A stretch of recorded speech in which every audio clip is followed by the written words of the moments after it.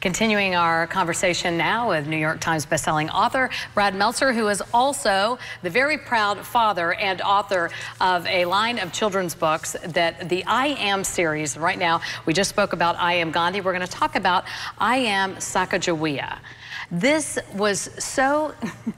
I'm almost embarrassed to say, informative to read. Because seriously, if you haven't restudied history or, you know, kind of jumped into anything that takes you back or been to the Smithsonian or whatever lately, I was fascinated by this again. What was it that made you want to feature Sacagawea as one of your heroes in this series? And listen, I'm having the same thing when I'm researching it, right? I start and I'm like, oh yeah, you know, I'd love to do a Native American. I'd love to do, Sacagawea seems like a good, strong female leader for my daughter. And suddenly, you know, she's just some person who's on like a coin. She's on a silver dollar, you know, the little Sacagawea coin. And I'm reading about it and I'm going, wait, this isn't a story about a Native American. This is a story about a strong girl. Yeah. This is about a story about a strong young mother. This is a story about a leader, about blazing your own trail. And suddenly she comes to life for me. So what you see in the book is not what I think is interesting for my kids. It's what I found interesting. It's what I couldn't turn away. These are for adults as much as they are for children, I'm telling you. So tell us some stories. What do we need to gather from this? Listen, the first thing is just that it's about this little girl. And my daughter, I should tell you, is unimpressed by everything I do, okay? My daughter, no matter what I do, she once said to me, why does anyone want your signature in their book? You know, and I was like, thank you, honey, I really appreciate that. But I caught her 6 months ago reading a proof copy of I Am Sacagawea. And she wasn't doing it when I was around. She was sneaking it because she didn't want to, God forbid, she should give me a compliment. And she stops and looks up, and I'm waiting for the inevitable eye roll. And she says, Dad, this one's actually really good. And I was like, I'm getting a tattoo of that, right? This one's actually really good. This one's really good, right? yeah. But it was that she saw something that wasn't just what she had known about her. Yes. And for me, the story that, you know, one of the great stories of Sacagawea is she's this girl who can't speak the language of anyone else. She has, you know, no one that she knows. She's plucked from her community. She's taken as a little girl. She then gives birth at the start of the expedition and is still doing all this as a baby. But my favorite story in there is they're out on the water and Lewis and Clark are there and everyone's there, and all of a sudden they panic and the boat starts to tip. And all of a sudden all the supplies go overboard. Now let me stop for a moment. All their supplies that are going to get them through the winter, all their food, their maps, everything they need, candles, everything they need to survive is now going down the river. And everyone panics. All the men panic. And the only person who stays calm is a girl named Sacagawea, who with a baby on her back, calmly reaches down, collects the stuff, and they're all like, do you see what she just did? And they realize she's the one who saves them. Not anyone else, but this girl. And my daughter's like walking taller that day, right? And you see the strength of this young girl. And to me, I'm blown away by that. And I never knew the story. We all, you know, we see Sacagawea today. You know, she's like George Washington at the front of the canoe, right? She's got her hand up on a canoe and she's going down and they're floating down somewhere. But that's not who she is at all. She's this amazingly strong individual. And the book for me became about expectations. And nothing's expected of her. They don't expect anything from her because she's a girl, because she's a teenager, because she's a mother. They expect nothing. And of course, because she's Native American. But all she does is shatter everyone's expectations. And boy, does my daughter need to hear that.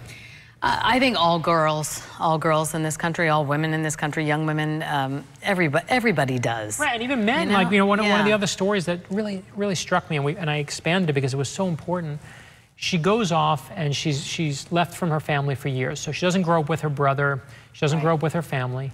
And years later, as they're trekking through the territories, they come back and they actually see her Shoshone tribe. And she re-encounters her brother, who's now fully grown. He's the chief of the tribe. And it's all emotional. She's reunited with her family that's missed her since she's a little girl. And now she's home. And they say to her, the brother says to her, you know, why are you going out with them again? Why are you guys leaving? You know, you're with your family. Where they're going is you could get killed. I'll protect you. You don't have to worry anymore. Why would you leave? You have everything you need here. And to this day, nobody knows why Sacagawea left. She left again. No one knows. They don't know if it was because she was having an adventure. They don't know if she felt like she was part of the team. They don't know if she just thought she wanted more out of life. But The question we put in the book is a question all of us must answer. And it says, what would you do? Right? You have everything you want in life, everything's there, but you feel a call out there of something bigger. What would you do in that moment? And my kids stop on that, and I stop on that. And it's a question we all need to answer for ourselves.